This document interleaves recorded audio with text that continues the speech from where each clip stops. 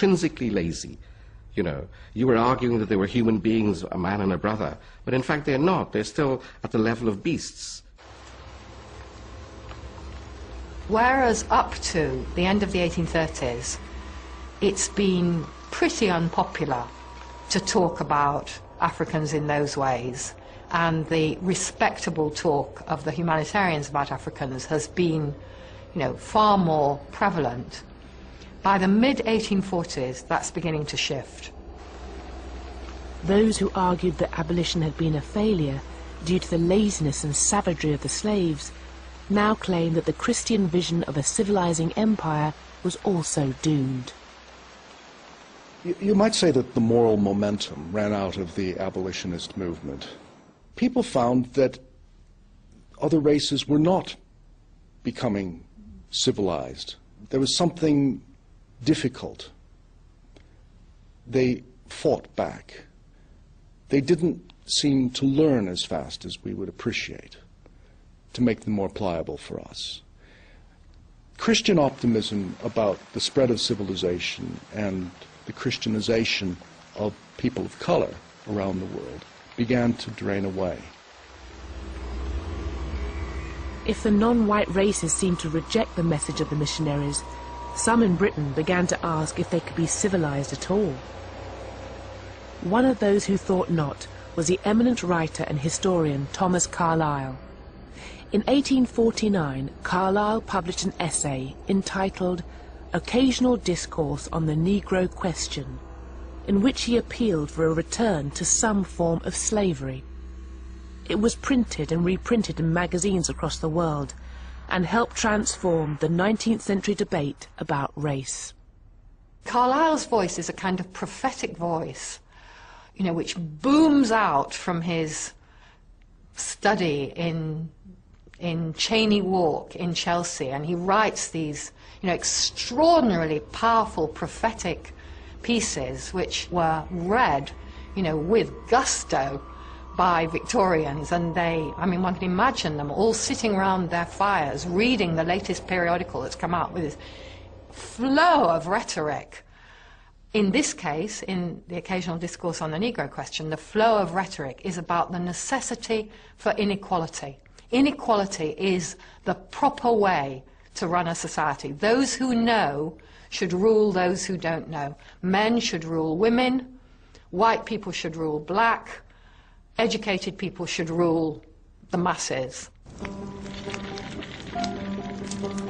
The depth to which these ideas became embedded within mid-Victorian society was revealed by one of the most controversial events of the whole 19th century. In 1865, the people of Morant Bay, a tiny settlement in East Jamaica, attacked a courthouse during a minor demonstration. In return, the Governor-General imposed martial law and ordered his soldiers to go on a killing spree. It was a killing time. Nearly 500 people were just executed. 600 people just flogged, some of them to the point of death.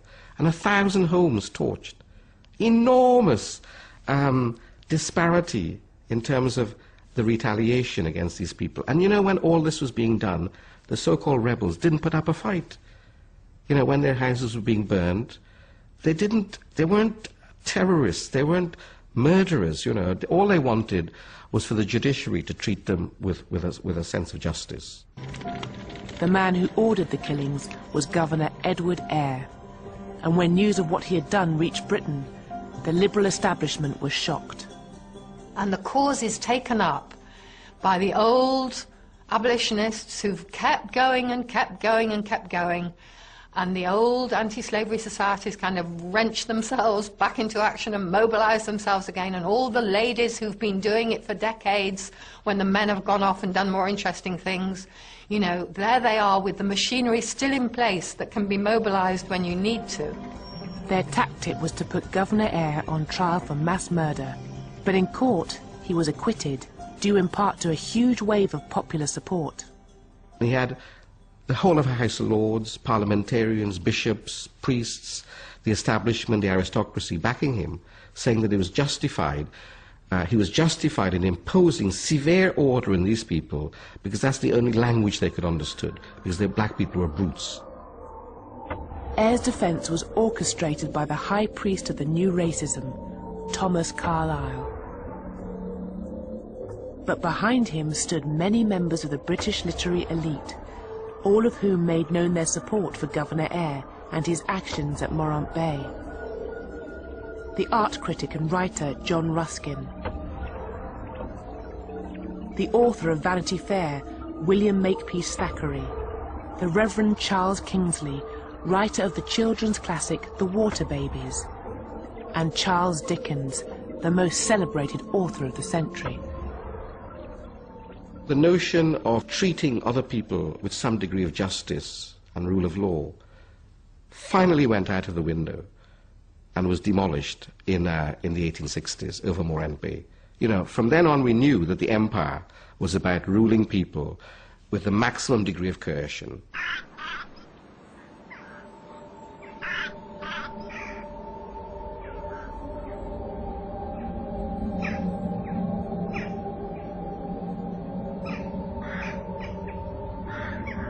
Some of the new ideas about race in the high Victorian age drew their evidence from the world of the dead.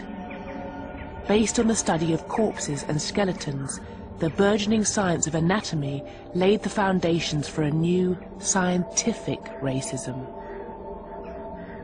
In Britain, the most important race scientist was a now forgotten Edinburgh surgeon. Ruined by a body-snatching scandal in the 1820s, he had fled Britain in disgrace. But in the 1840s, Dr. Robert Knox resurfaced with the publication of a new book. Race is everything. Literature, science, art, in a word, civilization depends on it. For Robert Knox in that book, race is everything.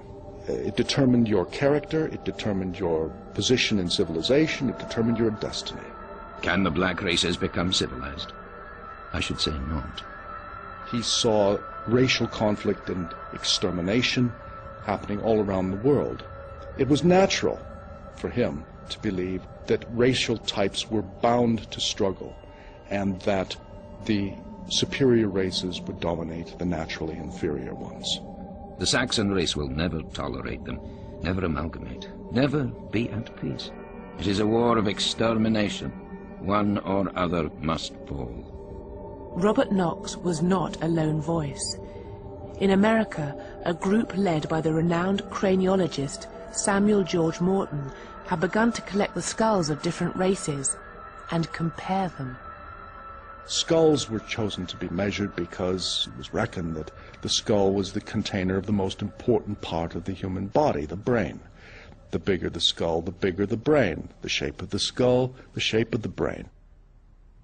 The American School of Race Scientists concluded that the races, as measured through their skulls, were so different as to be separate species.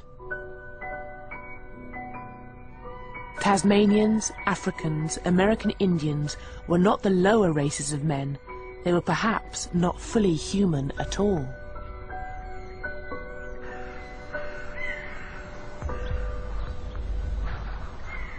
One writer compared the extermination of these races by white settlers as being like the melting of snow before the advancing rays of the sun.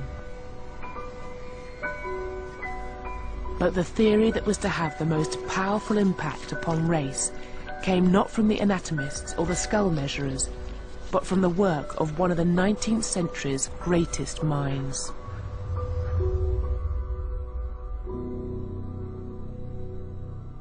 The Origin of Species really threw a bombshell, first of all into science. It really invented the science of biology, and then into religion and into society. And what Darwin did in some ways was to give an alibi for being a judge. If evolution had changed the races and the species of the world, why hadn't it done the same to humans? Many believed that Darwin's laws had done just that. Natural selection, they claimed, neatly explained and justified the global expansion of the great British race. Life favors a hierarchy of specialists.